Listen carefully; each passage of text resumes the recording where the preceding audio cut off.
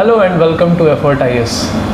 Previous year question का discussion चल रहा था और हम ज्योग्राफी के साथ कंटिन्यू कर रहे थे। उसी सीरीज़ को आगे बढ़ाते हुए हम ज्योग्राफी के 2011 के क्वेश्चंस को देखेंगे। Okay, so question number 1 is westerlies in southern hemisphere are stronger and persistent than in northern hemisphere. ये बोल रहा है कि उत्तरी गोलार्ध की तुलना में दक्षिणी गोलार्ध में पश्चिम पवन अधिक सशक्त तथा स्थायी होती है। क्यों? Now you must heard about some prevailing winds और planetary winds name as easterlies, westerlies and polar winds. They started from high pressure and move to area of low pressure, right? These are westerlies, okay? They are westerlies, and in northern hemisphere they are westerlies.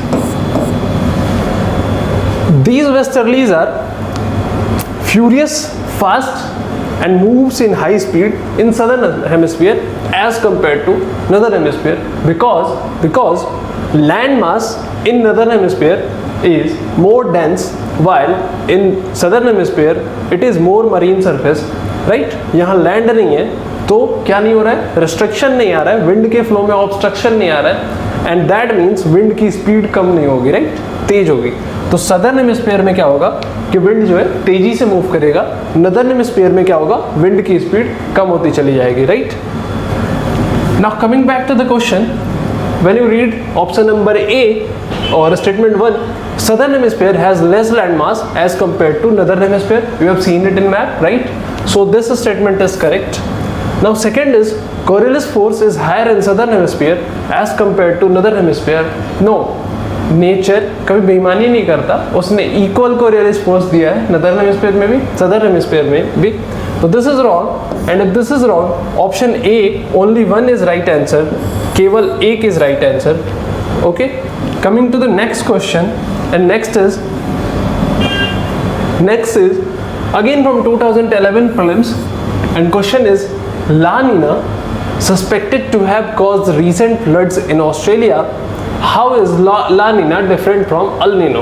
Now it is very basic phenomena of geography, La Nina and El Nino. It is the part studied in climatology, and when you see the difference between La Nina and El Nino, here I tried to point out the difference between La Nina and El Nino. See it carefully. This part is La Nina and this is El Nino. Point number 1 is, in La Nina the trade winds become stronger than normal. You must heard about trade wind, I hope so. तो होता क्या है कि ला Nina में जो trade wind होती हैं ये स्ट्रॉन्गर हो जाती हैं नॉर्मल से, while in El Nino the trade winds weaken in the western Pacific, right? बात कहाँ की हो रही है? वेस्टर्न पैसिफिक की बात हो रही है। ला नीना में ट्रेड विंड जो है वो स्ट्रॉन्गर हो रही है, while in El Nino they got weakened. Okay, second point is trade winds cause warmer waters in the west. West में क्या हो रहा है, पानी वार्म होगा, वाइल किसकी वजह से, ट्रेड विंड की वजह से, while in El Nino trade wind cause warmer waters in the east. La Nina में कहाँ पे वाटर वार्म होगा, वेस्ट में। El Nino में कहाँ पे वार्म होगा, ईस्ट में। We are talking about Pacific, right? The sea surface temperature reduces across the eastern Pacific by 3 से 5 डिग्री सेल्सियस। इन ला नीना ईस्टर्न पैसिफिक में सी सरफेस टेम्परेचर 3 से 5 डिग्री सेल्सियस तक डिप करता है, रिड्यूस होता है, while the sea surface temperature increases across the eastern Pacific by 6 से 8 degree Celsius. इन El Nino 6 से 8 डिग्री सेल्सियस तक टेम्परेचर क्या होता है, राइज करता है, कहाँ पे, ईस्टर्न पैसिफिक में। क्लियर है? Point number 5, La Nina events occur half the amount of time El Nino events do. यानी मोर फ्रिक्वेंट क्या है, El Nino है, ला नीना क्या है, उससे कम होता है। Okay, El Nino events occur every 3 to 7 years, हर 3 से 7 साल में El Nino इवेंट्स हो जाता है। And last is enhanced upwelling of nutrient rich waters increasing fish population along South American coast. La Nina में क्या होता है, ये जो साउथ अमेरिकन कोस्ट है, साउथ अमेरिकन कोस्ट के अक्रॉस क्या होती है, अपवेलिंग होती है। अपवेलिंग होगी तो क्या होगा, वहाँ न्यूट्रिएंट बढ़ेंगे, फाइटोप्लैंक्टॉन्स बढ़ेंगे, वहाँ एल्गीज आएंगी, उनको खाने के लिए कौन आएंगी, छोटी मछलियाँ, उनको खाने के लिए बिग कार्निवोरस फिश। मतलब कि वहाँ एक क्या बनेगा, फिश की पॉपुलेशन इंक्रीज होगी, फिशिंग ग्राउंड बनेगा। ओके, कहाँ बन रहा है? साउथ अमेरिका कोस्ट में by the process called La Nina. Clear है? While in El Nino reduce the upwelling, upwelling क्या होगी? कम होगी, of deep nutrient rich water leads to reduction in fish population along South American coast.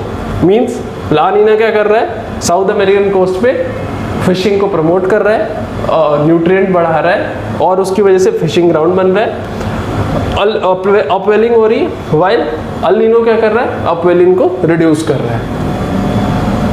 Now this question,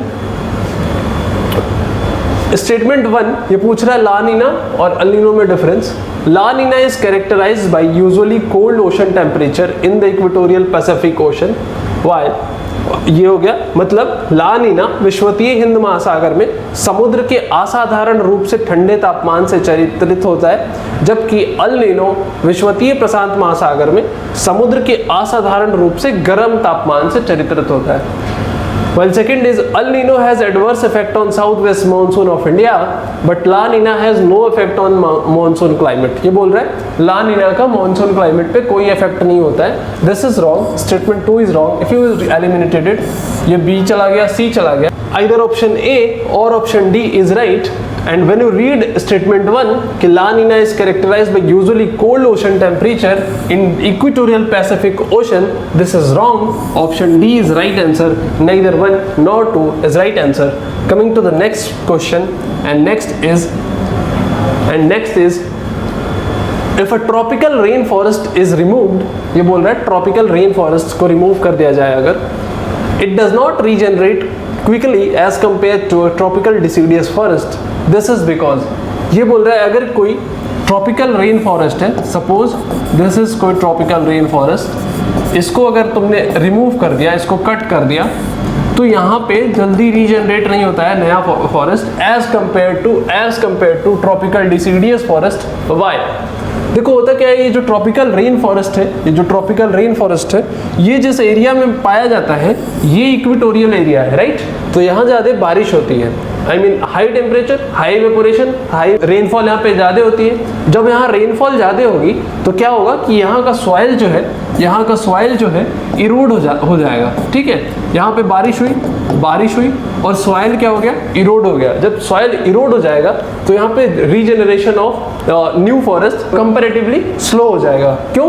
as compare to tropical deciduous forest due to torrential rainfall. Which kind of rainfall? Torrential rainfall in tropical rain forest. अब पढ़ो option A क्या बोल रहा है? The soil of rain forest is deficient in nutrient. Option B, propagals of the trees in a rainforest have poor viability. C, the rainforest species are slow growing. D, exotic species invade the fertile soil of rainforest. Exotic species तो तुम्हें पता है कि ये गलत है। The rainforest species are slow growing. No, they are fast growing. And first is the soil of rainforest is deficient in nutrient. Why? क्यों deficient in nutrient होता है? क्योंकि torrential rainfall की वजह से रन ऑफ हो जा रहा है, सॉइल का इरोजन हो जा रहा है, न्यूट्रिएंट इरोड हो जा रहा है। That's why option A is right answer. इसी वजह से क्या होता है कि वो क्विकली रीजनरेट नहीं हो पाता है। कौन? Tropical rain forest as compare to tropical deciduous forest. Clear है? Coming to the next question, and this is your tropical rainforest. You can see a big canopies of tree.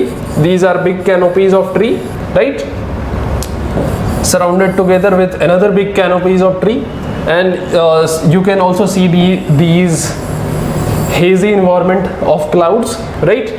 And ये काफी rainfall type की चीजें दिख रही है तुम्हें, rainfall type कुछ दिख रहा होगा वहां से।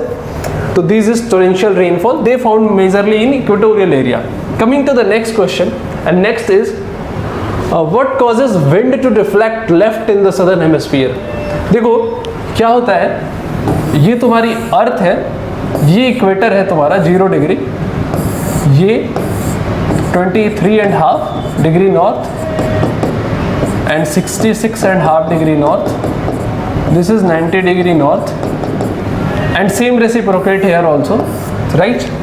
This is your tropic of Cancer, this is your Arctic Circle, this is your tropic of Capricorn, this is your Antarctic Circle, and this is 90 degree south, this is pole, south pole. Okay, clear? अब होता क्या है कि यहाँ से इधर ये जो है लो प्रेशर एरिया है, इक्वेटर पे लो प्रेशर एरिया है, यहाँ पे हाई प्रेशर एरिया है, तुम्हें ये आइडिया होगा, बेसिक है ये ज्योग्राफी का, अगर तुमने प्रेशर बेल्ट पढ़ा होगा तो। हाई प्रेशर से विंड लो प्रेशर की तरफ आएगी, हाई प्रेशर से लो प्रेशर की तरफ विंड मूव करेगी, and due to Coriolis force ये नदर्न हेमिस्फीयर में राइटवर्ड डिफ्लेक्ट हो जाती है। जब ये राइटवर्ड डिफ्लेक्ट हो जाती है नदर्न हेमिस्फीयर में, तो सिमिलरली जब यहाँ पे ये हाई प्रेशर यहाँ पे है, हाई प्रेशर से लो प्रेशर जाएगी, और सदर्न हेमिस्फीयर में ये लेफ्टवर्ड डिफ्लेक्ट हो जाती है, राइट। अब ये किस वजह से डिफ्लेक्ट हो रही है? ये डिफ्लेक्ट हो रही है तुम्हारी किस वजह से? कोरियोलिस फोर्स की वजह से। एंड वाई कोरियोलिस फोर्स क्यों आता है? रोटेशन ऑफ द अर्थ की वजह से। अब ऑप्शन अगर एक पढ़ रहे हो, temperature, second is magnetic field, third is rotation of the earth, and C is pressure. No, temperature is not responsible for deflection of wind, magnetic field also not responsible for deflection of wind. Pressure और pressure gradient, more precisely pressure gradient is responsible for wind generation, not for deflection of wind. Rotation of earth is responsible for deflection of wind, and this create Coriolis force, and Coriolis force क्या करता है? Deflection करता है rightward in northern hemisphere, leftward in southern hemisphere. Clear है? Coming to the next question, and next question is, which one of the following reflects back more sunlight as compared to other three? किसका question है? बहुत basic सा question है, class 6 की NCERT का, and this is concept of albedo. पूछ रहा है कि इनमें से कौन सा है जो ज्यादा लाइट को रिफ्लेक्ट करेगा, मोर सनलाइट को रिफ्लेक्ट करेगा बाकियों की तुलना में, ठीक है। Option number A sand desert, B paddy crop, C land covered with fresh snow, and D prairie land. तो answer is land covered with fresh snow because this is pure white। और तुम्हें पता होगा कि white कलर का जो reflecting power होता है वो सबसे ज़्यादा होता है। You must have heard about Stephen's law, और स्टीफेंस लॉ में ये बताया गया है कि जो वाइट कलर है उसका रिफ्लेक्टिंग पावर सबसे ज़्यादा होता है, और जो एक्सट्रीम ब्लैक है उसका रिफ्लेक्टिंग पावर सबसे कम होता है। तो this is concept of albedo. Land covered with fresh snow reflects back more sunlight as compare to sand desert, paddy crop, and prairie land. Now this is your what called albedo values for earth surfaces. Fresh snow almost 90% of albedo, clouds have somewhere around 80% of albedo, old snow, see this is the difference between fresh snow and old snow, have something around 70% of albedo, sand desert 30% average, earth average, forest उससे भी कम, वो ocean का albedo सबसे कम। Clear है? So you can take a screenshot of this. This is called reflectivity in percentage and also known as albedo. Coming to the question number 6, again from 2010 prelims, and the question is, a new type of El Nino called El Nino Modoki appeared in the news. In this context, consider the following statements. El Nino Modoki के बारे में आपने सुना होगा। तो statement number 1, normal El Nino forms in central Pacific Ocean whereas El Nino Modoki forms in eastern Pacific Ocean. Means सामान्य El Nino मध्य प्रशांत महासागर में बनती है, जबकि एल नीनो मोदोकी पूर्वी प्रशांत महासागर में बनती है। ये गलत है। क्यों? क्योंकि अभी अभी मैंने बताया कि जो नॉर्मल एल नीनो है, पिछले क्वेश्चन को अगर आप जाके देखोगे तो ये जो नॉर्मल एल नीनो है ये सेंट्रल पैसिफिक में ना बन के ये कहाँ बनता है? ईस्टर्न पैसिफिक में। वाइल एल नीनो मोदोकी जो है ये सेंट्रल पैसिफिक में बनता है। तो ये उल्टा करके पूछ लिया, फर्स्ट जहाँ है उसको एलिमिनेट कर दिया तुमने, तो फर्स्ट ये एलिमिनेट हो गया, ये दोनों एलिमिनेट हो गए। Coming to the next, normal El Nino results in diminished hurricanes in Atlantic Ocean, but El Nino Modoki result in a greater number of hurricanes with greater frequency. This is right, this is right. So option number B is right answer. Second only is right answer. Clear? Coming to the next question, and next is, consider the following statement from 2010 prelims. First, On the planet Earth, the fresh water available for use amount to about less than 1% of the total water found. And second, of the total fresh water found on planet Earth, 95% is bound up in polar ice caps and glaciers. Go and read NCERT class 6th. NCERT class 6th again. ये बोल रहा है, वहाँ से ये statement है, सीधे सीधे एक चार्ट बना हुआ है availability of water on earth का, कि बोल रहे हैं जितना फ्रेश वाटर है अगर 100% है तो उसका 95% जो है polar ice caps and glacier में है. No, this is wrong. It is about 68-69% something. If you eliminate 2, यहाँ से 2 चला जाएगा, ये चला जाएगा. Now statement 1, on the planet Earth, the fresh water available for use amounts to about less than 1% of the total water found. This is true. A only is right answer. A only is right answer.